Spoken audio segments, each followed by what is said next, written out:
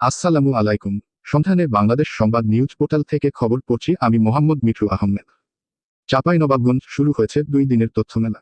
মাহিদুল ইসলাম ফরহাদ, চাঁপাইনবাবগঞ্জ জেলা প্রতিনিধি। চাঁপাইনবাবগঞ্জ জেলা প্রশাসন ও সচেতন নাগরিক কমিটি সোনাক এর যৌথ উদ্যোগে 2 দিনের তথ্যমেলা শুরু হয়েছে।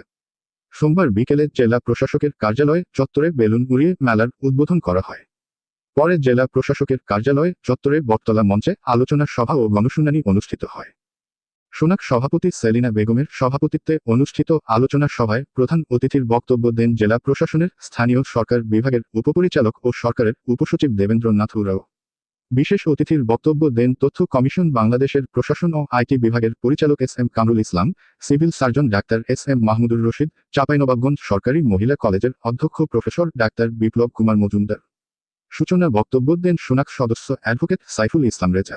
পরে গণশুনানি অনুষ্ঠিত হয়। প্রধান অতিথি দেবেন্দ্রনাথ উরাও তার বক্তব্যে বলেন, তথ্য না জানলে নিজেকে অন্ধকারে রাখার মতো হয়। তিনি বলেন, 2 দিনের এই তথ্যমেলা হচ্ছে নাগরিক কেন্দ্রিক একটা মেলা। এখানে সকল দপ্তরের সেবা সম্পর্কে পোস্টার রাখা হয়েছে, তথ্য ভাণ্ডারগুলো উন্মুক্ত রাখা হয়েছে। মেলায় আগতরা এখান থেকে অনেক তথ্য জানতে পারবেন। তিনি বলেন, তথ্যমেলায় আসলে অনেক তথ্য সম্পর্কে জানা যায় এবং নিজেকে অনেক সমৃদ্ধ করা যায়। নিজেকে জানার একটা ক্ষেত্র তৈরি হয়, এই জানাটাই নিজেকে অনেক দূরে নিয়ে যায় এবং নিজেকে শানিত করে। দেবেন্দ্রনাথ উরাও বলেন, ইনফরমেশন যার যত সমৃদ্ধ সে তত বেশি উন্নত।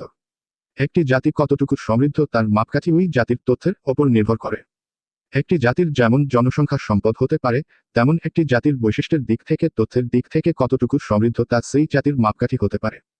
এবারের মেলায় জেলা প্রশাসন, জেলা পুলিশ, জেলা পরিষদ, জেলা স্বাস্থ্য বিভাগ, 250 শয্যাবিশিষ্ট জেলা হাসপাতাল, জেলা কৃষি সম্প্রসারণ অধিদপ্তর, হর্টিকালচার সেন্টার, জেলা বীজ প্রত্যয়ন কর্মকর্তার কার্যালয় ও বীজ প্রত্যয়ন এজেন্সি, আঞ্চলিক উদ্যানতত্ত্ব গবেষণা কেন্দ্র, সদর উপজেলা প্রশাসন, সদর উপজেলা ভূমি অফিস, জেলা আনসার ভিডিপি, জেলা শিক্ষা অফিস, জেলা প্রাথমিক শিক্ষা অফিস, জেলা নির্বাচন অফিস, জেলা সমাজ সেবা অধিদপ্তর, জেলা মহিলা বিষয়ক অধিদপ্তর, জেলা যুব উন্নয়ন অধিদপ্তর, সচেতন নাগরিক কমিটি সোনাক, প্রয়াস মানবিক উন্নয়ন সোসাইটি সহ অন্যান্য এনজিও, জেলা জাতীয় ভোক্তা অধিকার সংরক্ষণ অধিদপ্তর, শিক্ষা প্রকৌশল অধিদপ্তর, বিআরটিএ, চাঁপাইনবাবগঞ্জ পৌরসভা, জেলা পরিবার পরিকল্পনা কার্যালয়, বিএমডিএ, এলজিইডি, জনস্বাস্থ্য প্রকৌশল অধিদপ্তর, জেলা কারাগার, ফায়ার সার্ভিস ও সিভিল ডিফেন্স অফিস, জেলা কর্মসংস্থান ও জনশক্তি অফিস, আঞ্চলিক পাসপোর্ট অফিস, মাদকদ্রব্য নিয়ন্ত্রণ অধিদপ্তর, জেলা সঞ্চয় অফিস, জেলা তথ্য অফিস, নেস্কো বিক্রয় ও বিতরণ কেন্দ্র